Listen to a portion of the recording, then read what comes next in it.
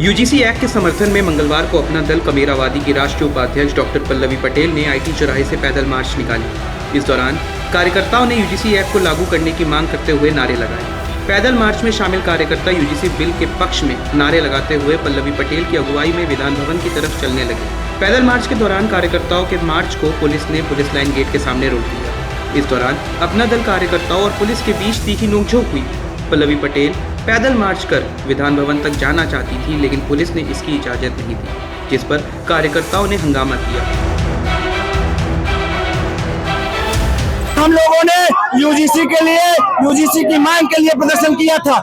शांतिपूर्ण तरीके से हम लोग लखनऊ की सड़कों पे डॉक्टर पल्लवी के नेतृत्व में उतरे थे, जबकि यह योगी सरकार जब भी डरती है वह पुलिस प्रशासन को आगे करती है और हम लोग अपने न्याय और हक की लड़ाई के लिए लड़ रहे थे। शांतिपूर्ण तरीके से अपनी मांग को रखे थे। पुलिस के रोके जाने पर Pallavi Patel police line gate के सामने ही सड़क पर धरने पर बैठ गई।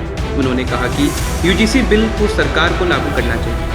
सड़कों पे उतरे हैं जहां पर हमारा सिर्फ उद्देश्य इतना है कि समानता को बढ़ावा देने वाले जिस यूजीसी रेगुलेशन 2026 को सर्वोच्च न्यायालय के निर्देश और संसदीय समिति की संस्तुति के उपरांत लाया गया, उसमें एकाएक 2 दिन के किसी एक समाज के प्रोटेस्ट के बाद सर्वोच्च न्यायालय ने स्वतः संज्ञान लेते हुए अभिनव बैन क्यों लगा दिया।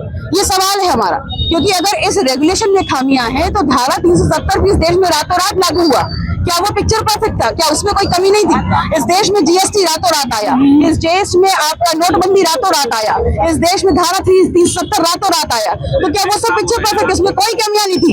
सुधार की गुंजाइश हमेशा रहती है। और जैसा कि एक समाज बोल रहा है किसी समाज के प्रति अन्याय हो जाता, तो ये तो सिर्फ समानता को बढ़ावा देने वाला एक अधिनियम था जो उच्च शिक्षा संस्थानों में लागू होना चाहिए, क्योंकि सरकार हो चाहे यूजीसी हो चाहे स्वयं सर्वोच्च न्यायालय हो, इस बात को तो मान रहे हैं कि जाति के आधार पर 118% जो अत्याचार है, जो भेदभाव है, जो शोषण है, वो उच्च शिक्षा संस्थानों में बड़ा है दलित, पिछड़ा, आदिवासी समाज के लिए। पुलिस लाइन के सामने काफी देर तक अपना दल कार्यकर्ताओं और पुलिस के बीच हंगामा चलता रहा, जिसके बाद पुलिस ने पल्लवी पटेल को कार्यकर्ताओं के साथ हिरासत में लेकर इको गार्डन भेज दिया। ऐसे ही खबरों के लिए बने रहिए रहो हल्ला न्यूज के साथ।